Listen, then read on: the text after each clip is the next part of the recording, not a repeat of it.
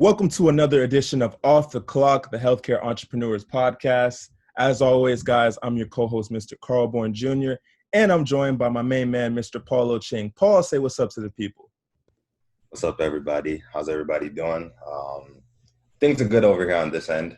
It's sunny. It's warm. I'm down in Atlanta for this episode, so in case anybody's wondering, I came down. The drive was horrendous. It rained. I thought I wasn't going to make it, but God is good. Here we are. So, Amen. Thank you. All right, Paul. So, guys, as always, you know we love to bring you guys amazing guests. This week is no exception. Man, this episode is going to be pure fire. Me and Paul have been looking forward to this one all week, so this is really going to be a blast. We have a boss, an entrepreneur, just an amazing all-around guy that we've been waiting to be able to get on the podcast. Mr. Ross Brunson, how are you doing today, sir? I'm doing really well. I appreciate you inviting me on here today. Thank you. Absolutely. Oh, absolutely. And just before we get started, I just do want to just kind of point this out. So for the listeners, the reason why I'm very excited, but the reason why I'm really excited is because when my business and partner and I created our business, our second call, our first call was to a buddy, Alex Engar. Our second call ended up being with Mr. Ross Brunson over here. And I have never seen the process go by so smoothly and so quickly. You know, people always ask me like, you know, what was it like setting it up? I was like, I'll be honest, there was no pain involved, none whatsoever. And we've been blessed, you know, to even have like our accounting, our books have been done by our business. And it's just been a flawless thing. So for me, this is just me kind of plugging your business. I'll let you talk about it a little bit. But just want to let y'all know, like the person that we do have on the episode today, I'm really excited about it because you're going to get so much knowledge and so many gems you can just take away from this and use it to, you know, start your business. Or if you have not started before, understand what's coming. So I'm really excited about this because we're really going to dig deep. So with that kind of segue, you know, just hanging a banner with your name on it. I apologize. I got really excited. I just needed to showcase you for a second, if that's okay. Okay, I appreciate that.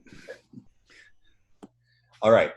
So Karl usually starts the episodes, but I'm going to go ahead and just start us off just because we do like to respect our guest time. So right off the bat, we do have to ask, what brought you into the field of business organization and creation?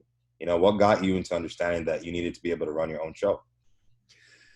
Well, it started way back, probably in the early 90s. I'd gone through college and I had my college degree. And when I got out of college, one of the things I really wanted to do was become an independent businessman. And I was not fortunate to have a father that was in had ever run a business or set one up. And so I didn't have a grandparents or anybody that I knew that really knew how to set up a business or to run a business. And so I just kind of started out on my own. And just like a lot of young entrepreneurs, I found myself in trouble right off the bat. I started a business and started working it and worked it hard. And I brought my brother in as a partner and we started doing well. We started to make a decent amount of money. And then after we've been in business about a year, we had a CPA that was helping us out. And he showed up on my door at about April 14th at about 6 o'clock at night and handed us our tax return. Well, on the tax return, it said we owed $10,000 by tomorrow. We're like, what? What? I said, at least you could give us a few days, let's do tomorrow. And so he said, well, I'm sorry, we'll do better next time. And so after we got a loan and scraped the money together to pay that $10,000 in taxes, I decided I don't want to have that problem again. So I asked the CPA to come to our house and let's discuss ways that we can use to reduce my tax problems. And so he came over and sat at my table, and my wife gave him some cookies and milk, and we chatted about, whatever. And after about an hour and a half, he left, and he billed me for his time. So I figured, well, okay, he must have figured something out. And so I didn't know any better. So I just kind of waited for him the next year. And again, April 14th, he showed up at 6:00 at night. This time it was $20,000 about that I had to pay because our business was doing better. I told you that we can't do this. We can't come up with that type of money in a 24-hour period of time. I need to be able to have some planning. Well, he didn't really know what to tell me, how to plan or what to do, or if there's any ways that I could reduce my taxes. Just didn't happen. And he was a CPA. And so I then started looking around, and I found this gentleman who claimed to be an attorney, for liability purposes. He was liability type of attorney. At least that's what he told me. But I found out later that he got his diploma from over the internet somewhere,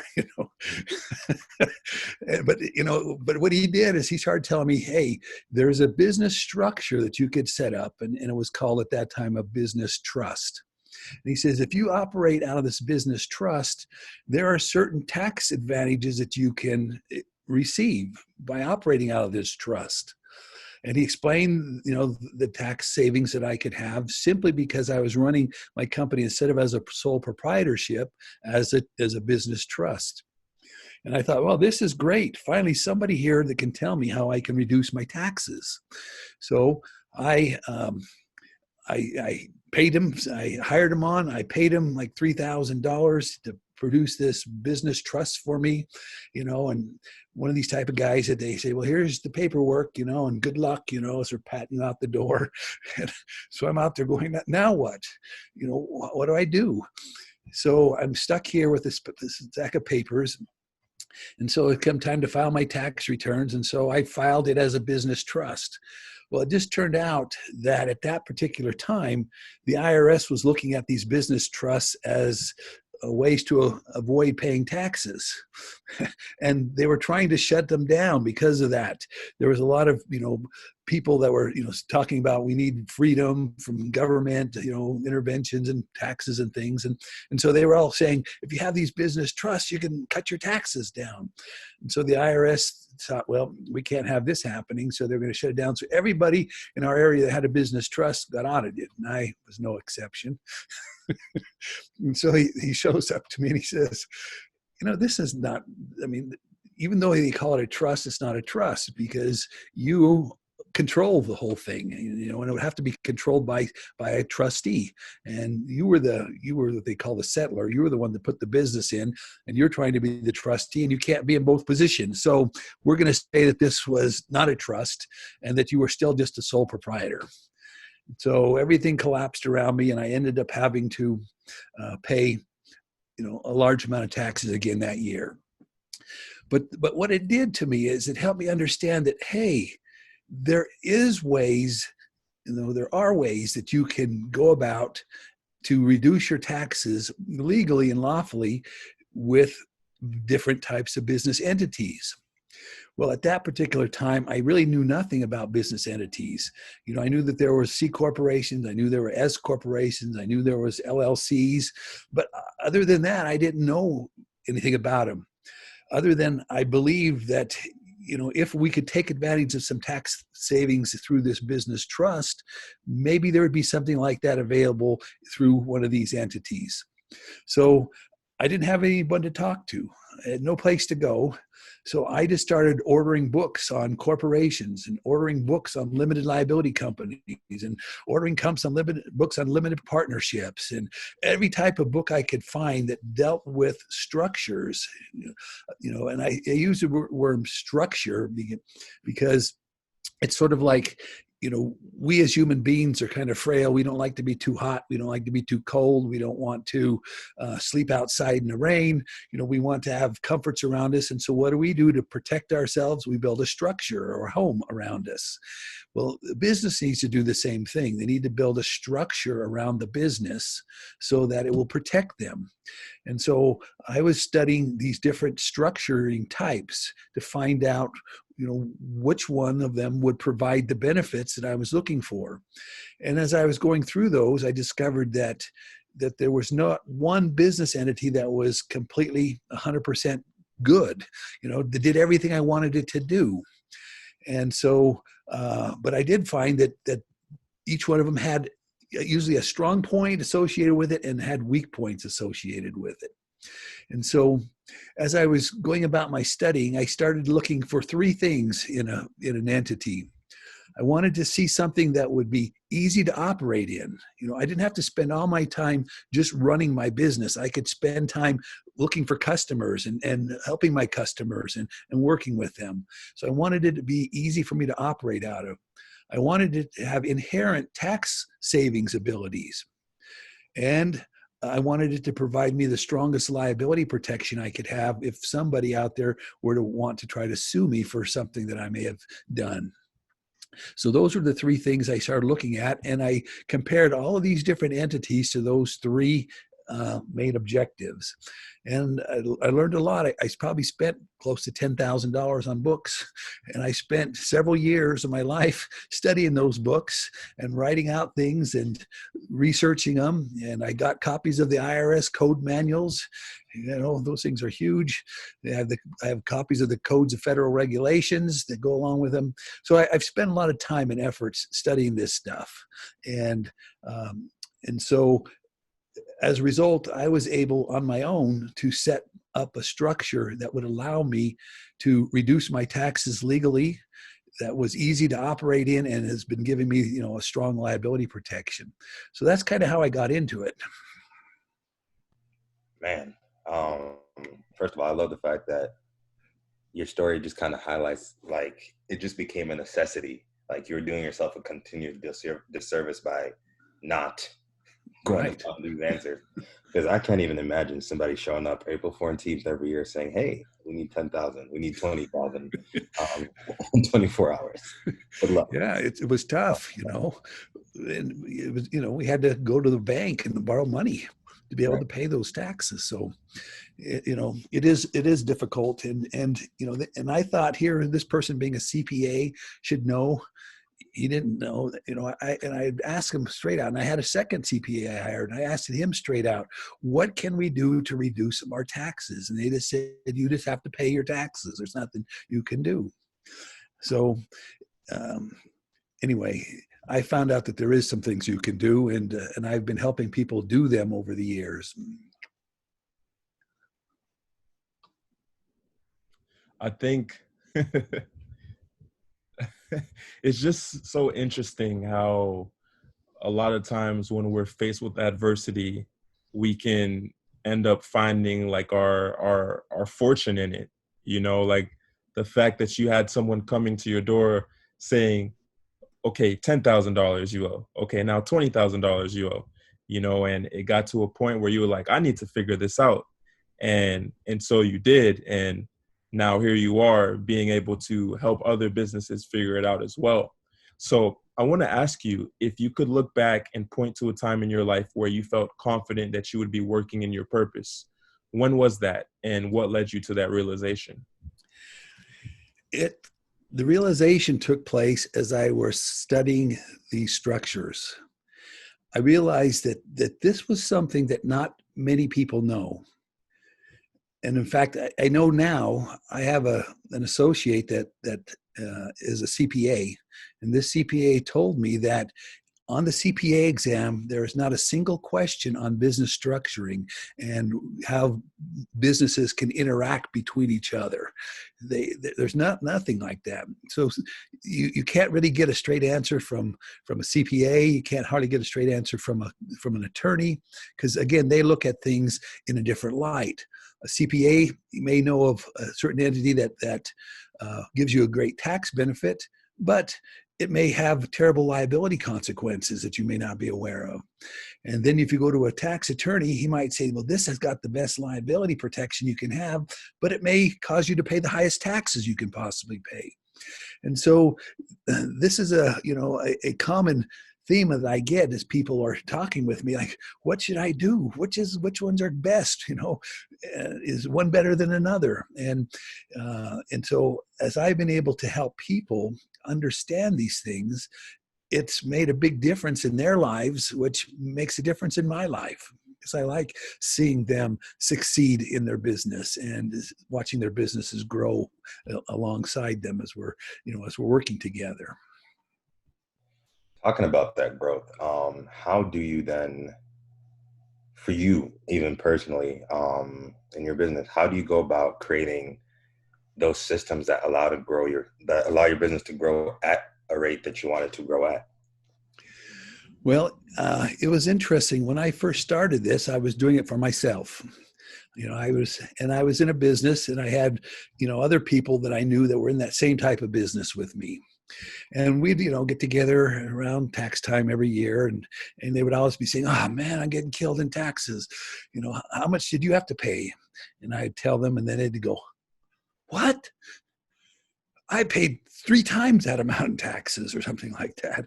And I said, "Well, yeah, I've just structured myself in a way that I could take advantage of some benefits in the tax code." Well, after a while, they started saying, "Can you help me? Would you mind helping me, teaching me this stuff a little bit?" And so I said, "Well, yeah, I could do that." And so I started working with them, and I had some accounting experience as well, and they started saying, "Well, why don't you just do my accounting for me? And and then you can set up the structure. You can do my accounting, and then you help me with the tax returns at the end of the year, because you know what tax benefits I'm supposed to be getting." And so it just kind of started off like that, where I started picking up some friends. After a while, more and more friends, and they're telling their friends about me, and they're starting to come around to talk with me. And so that's kind of how it started. And then once it got started, I started realizing that there's a big need for this, and people are interested in knowing about it. And so I was invited to speak at some business conventions, and where there were 1,000 people in the audience. So I would get up and I would teach these concepts at these big business seminars, and people would line up at the back of the room asking, will you help me with mine? And at first I was telling people, no, I don't do that, because I was just there more to as a guest, to explain things that they could do. But they started coming to me more and more, saying, "Well, will you do this for me? Well, can you help me with it? I'll pay if you do it for me." And so I started saying, "Well, okay." And I take their names, and we started helping them and all. And then as time went on, I was fortunate to have a son that was really big in the business world. Some of you may have heard of Russ Brunson. He's my son, and he has a big following. Like thousands of people, small business owners, follow him. And he, after he saw what I was doing, and I was starting to get more and more, busy in it, he started doing little podcasts like this, and he would just talk to people, and he would say, "For you new business owners out there, you should probably talk with my dad, because he can help you set up your business, and he can help you reduce your taxes." And every time he do that, all of a sudden I get 70 or 80 people calling me, wanting to talk to me, So that just built in upon the talks that I was doing in these conventions, and it just has grown now to the point where it's just strictly word of mouth. I don't advertise at all. I mean, last year I set up over 260 businesses without one bit of advertising. It's just word of mouth coming. So it's a great business, because nobody understands what it is I'm doing. The CPAs don't. I've had people have their CPA call me and ask me, "What in the world are you doing?" I've had people have their accountants call me and say, I can't figure out how to do these accounting for these people. What is it you're doing?" So it's really kind of unique, but it works very well, and the results are very good. And, just to kind of speak to that point, as one of those people that has experienced that process too, I just want the listeners to understand, like, what he's saying is very real. Like, I remember us being on our first call, and just the ease, because I remember coming into it just confused. I was just like, this is a lot of mumbo jumbo on these words, and people are saying we need to do this, we need to get that, and this has to happen. And you went into the call and you said, look, you know, this is where you're at, this is what your state you're in, this is what makes sense, this is how we're going to go about it, and boom, just so easy. And, you know, so I think, and we're going to talk about it at the end, but if you're starting to wonder as you listen to this episode, who to go to, you're listening to it. Anyway, just wanted to throw that in there. Just to attest to the point, like, you know, even working with you, just, I can't imagine what those other people must have to say, but I'm sure it must be the same tune I'm singing right now. Like, you made it very easy and very smooth and easy to understand, and with the least amount of stress. Right. Well, that's the goal. You know, you want to be able to not have to worry about the actual running of the business. You want to be able to worry about your clients and building your relationships. And so that's what I try to do in our structuring, is put you in a position where you don't have to worry or fret about your business much. You can spend the time, the quality time that you need to actually grow your business. So with that being said, Ross, what would you say are the top 3 questions that clients tend to have when you get on the call with them? Well, usually they're very concerned about entities, you know, and it's, what entity should I have? You know, I've heard my accountant or my friend told me I should be an S Corp, or another might say, and everyone I ask around, they tell me I should be an LLC. You know, and so I guess that's what I want to be, but I don't know what type of entity should I be. And so that's a big question. And I spent a lot of time with them on that particular question. I spent a time helping them understand what are the strengths and weaknesses of that S corporation? What are the strengths and weaknesses of that LLC? Because, you know, if people are promoting them, they're usually only telling you the strengths. They're not telling you any of the weaknesses. And so people don't understand that if they choose an entity and it has these weaknesses, they have to live with it. They can't change it. And sometimes those weaknesses are, you have a bigger chance of being sued or losing your business if you do something, you know, you don't have the liability protection. Other times you're not getting any tax benefits. So that's the first thing. And then they usually always wonder, well, you know, I haven't done much in entities, or I don't understand them, and you know, I'm in business to get paid. How do I get myself paid? You know, how do I pay myself out of this business? So that's probably the second biggest question. And then the third one is always, especially if they've been in business for a little while, they start saying, how and what things do you know? How can I reduce my taxes? You know, is there a legal way to do that? Nobody wants to, you know, be lying or cheating on their tax returns, you know, but is there a legal way? And yes, there are legal ways that you can reduce your taxes. So those are probably the 3 biggest questions that I get as we begin conversations with people. So now this has to be asked, right? Okay. Because when people come in and they have all these goals, but what would you say is the ultimate goal of why you, Ross Brunson, run a business? Well, a couple reasons. One, I really like talking with people. I always have liked getting to know new individuals, especially business entrepreneurs. You know, they have a fire in their chest. You know, they're excited. They're not being held down. They're growing. They're expanding. They're ready to take on the world. And for an old timer like me, to get that juice going every now and then as I'm talking to these people, that's just so exciting and so fulfilling for me.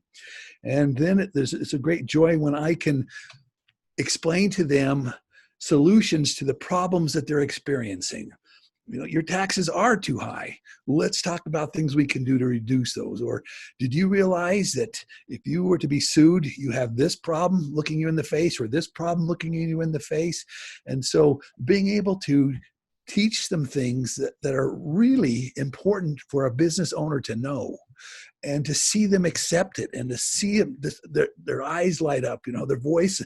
I understand what you're saying. You know, this is so exciting for me, because it's solving real problems that business owners have, you know, in running their businesses. So those are probably the 2 biggest excitements that I get out of, and reasons I really like doing what I'm doing. So I'm sure, like, even, with all your years of experience and, all the various businesses that you deal with, that you often have people who do come to you and, they try to impress you with what they think is their vast amount of knowledge in terms of an LLC and an S corp and all this stuff. And I'm sure you've heard some crazy things. So I have to ask, with that being said, what are the top 3 misconceptions that you see or hear about creating a business usually? Well, it's one of the typical things is that I understand I need to set this up in Delaware, or it could be Nevada or something, but Delaware seems to be a big one. Everyone seems to think that they need to set up their business in Delaware, and really, for the size businesses most of these people are, Delaware really gives you no greater advantage than another state. If you were a big C corporation and you're being traded publicly on the stock market, then perhaps Delaware could be of value to you, but it really doesn't give you that big of a benefit just for a smaller business owner, kind of a one-man show or 1 or 2 man show. The other ones, misconceptions are that they would basically be saying, well, S corps and LLCs are really basically the same. There's no difference. It's just one's called this, one's called that. There's no difference here. They don't understand that there's a huge difference there between those 2 entity types. And so that's a big misconception that they have. And then another misconception is they say, I got to get, an entity set up so that I won't lose my business assets. I want to protect my business assets from someone coming after them. Well, in an S corporation, for example, the law allows the person who, if there's a creditor or predator that's coming after that person, allows them to go through the front door of the corporation and take the assets of the company. I mean, it just allows them to do that. Whereas in an LLC, you're not allowed to do that. You can't go through the front door and take the assets. But so, when they say just by throwing it into an entity, it's going to be completely protected. Well, maybe yes, maybe no. It depends upon what entity you chose, when you set it up. And see, when I say you sometimes you get stuck with the weaknesses. And the weakness of the S corp, one of them is that people could come right into your business and take all your assets from you if they've been injured by you. So, anyway, that's another misconception, is that that they feel that everything is totally protected once they get their entity set up. Now, man, I can't even imagine the crazy things you've heard on calls. Oh my goodness. And I love the point that you pointed out, because I have heard of the Delaware thing, but I always wonder, I'm like, are you guys just coming right out of the gate with like a business doing $500,000 a year? Like, what's going on? Right. Right. Okay. So, because you are well-versed in understanding clients, what do you look for, either when people are on a phone call with you or when you're kind of studying a structure? What do you look for that points to a healthy business? Well, I like to look for a person that has an open mind. You get people. In fact, I used to be a coach. I coached for 20 years. I coached wrestling for 20 years at the high school level. And, you would have certain boys that you would show them something and they were just, oh, this is great. And they'll practice it and they'll learn it and they do well. And then there's another boy, you teach them the same thing and it's like, I got my own way of doing it. I don't need to understand what you're trying to teach me because I'm good enough. I got it down. Well, sometimes you run into that same feeling in business people that you're talking with. They have all the answers. They know everything. They won't even listen to you. And then if you point something out, they always got 10 excuses why their way is better than your way. And if it is, then fine. But in most cases, I can see, because I've been around the block a few times, that they're not in a better position. But if you find that person that comes to you and you say, this is what you need to do, and they go, man, that's a good idea. I'm going to try that. I'm going to put all my efforts behind that, and we're going to make this work. Those are the clients that, you know, really are going to be successful and really are fun to work with because they're coachable, you know. Yeah, I'm sure. And we had someone as well who was on the podcast before, and they said that the best coaches are usually the best students, you know, so that makes sense, you know, what you're saying. Yes. Yes, I can point to examples in the professional world where that was the case, where an athlete was just focused beyond belief and just trained with all of his might and won tremendous things in his life. And then he became a coach. And in this particular case, this particular coach coached in the NCAA and ended up winning like 16 NCAA championships with his teams just because of the way he coached, because he knew how to do it himself. And he was able and they had seen him doing it. They knew of his reputation, so they believed him, you know. And when he told them to do something, they did it. And it made him very successful. So speaking of being successful with you helping the businesses that you help, you know, I'm sure that they start to see a certain amount of success that they never thought that they would see, and they never thought that they would reach. So speaking for you, what does success look like to you in business and in family? Well, that's good. When it comes to success in business, what appears to be success for me is when I'm helping other people and I see that they're able to achieve their dreams. And, you know, they come to me the first and they say, okay, I don't know what I'm doing. I need to be structured. I help them get set up and I get them structured. And we're helping them save taxes at a lower level because they're not making much money yet. And then all of a sudden they start making a lot more money. And they're starting to come back to me and say, what do I do now? And I'm able to say, hey, I got some new ideas, you know, some additional ideas that you weren't ready for before. But now because of your income level, you are ready for. And so we can, success for me is being able to have solutions to their problems, no matter how big those problems are. And so if I feel I can do that, then I feel like I'm being successful. When it comes to my family, I had a mentor once, and he made a statement that stuck with me. He said that you should always spoil your wife or your spouse, whatever the case may be. You should always spoil your wife, but make your children work for everything they get from you. And I thought, what a great statement, you know. You should treat your spouse well, you know. You should treat them, you know, and spoil them. But if you do that to your kids, you're going to find out that the kids then don't want to work. You know, they don't want to do anything. They want you to continue to support them the rest of their lives. And the biggest gift I think that I could give, at least in my situation, to my kids is the knowledge of how to work. Because, you know, it brings satisfaction to you. It allows you to live, you know, with prosperity. It allows you to raise your own family and take care of them in a way that you want to.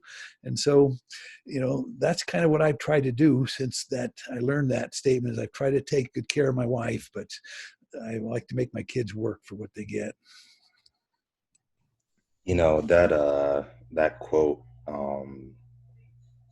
kind of sticks out a little bit. You know, I didn't want to go down this road, but it's almost like just kind of thinking over a lot of what we do on this podcast and what we try to accomplish, like in our own personal lives and everything, and what we, you know, everybody's always doing the future talking, you know, in 5, 10, 15 years, and I have kids and whatever, like there's just certain things. And I think that really sticks out for me because I always just think about how I was brought up with my parents.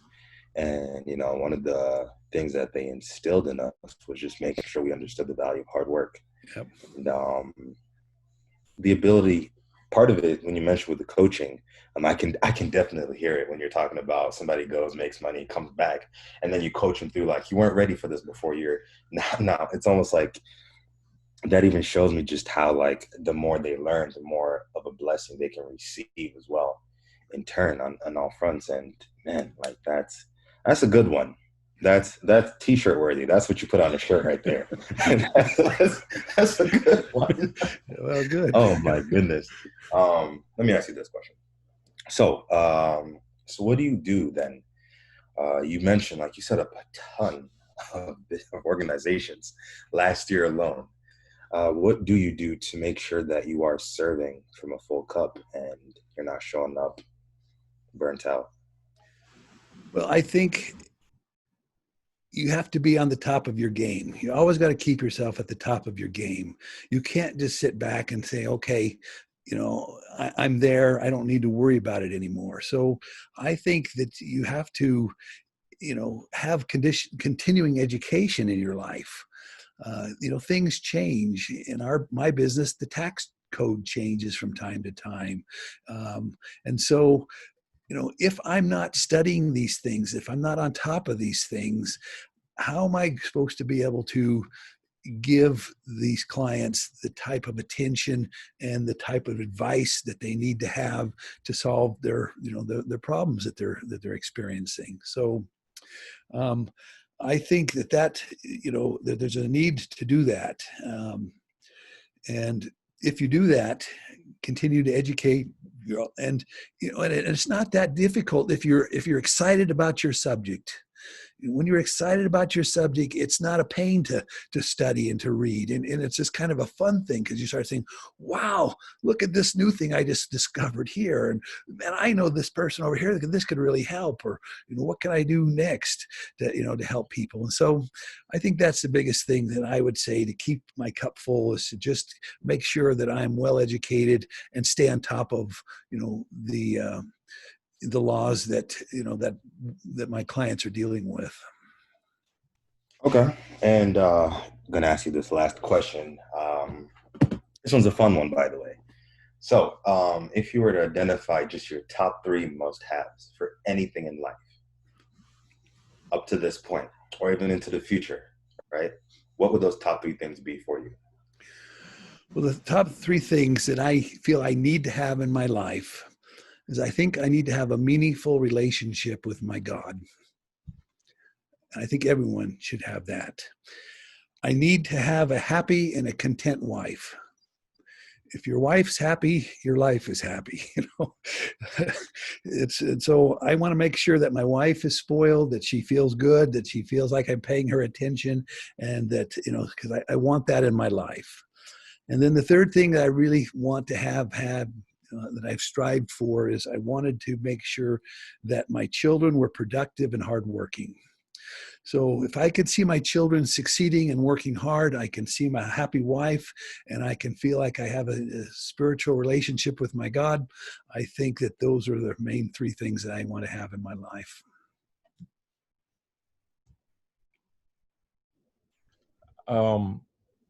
Let me just say first off, that's just, it's truly amazing, Ross, because I think a lot of time whenever someone's faced with that type of question, it's very easy to think like, oh, I want a house on the beach, or oh, I want a nice red Lamborghini, or something materialistic.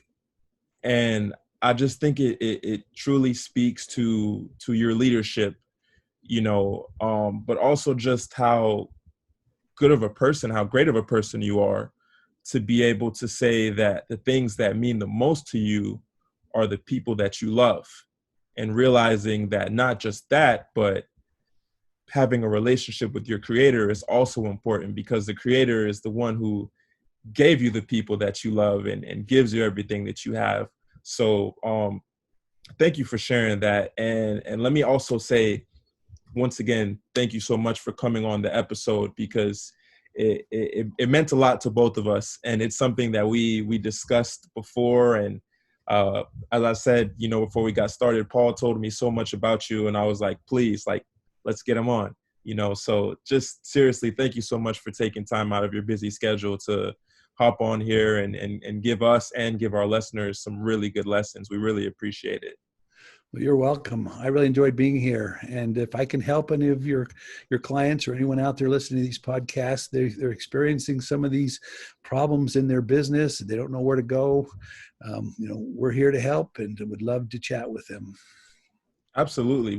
So with that being said, Ross, like for anyone who is listening to this episode and they want to get in contact with you, what information would you like to leave with them? Well, we have a website, and on the website, there's some videos of me talking, giving some presentations on business structuring and things. And that website is www.bookease,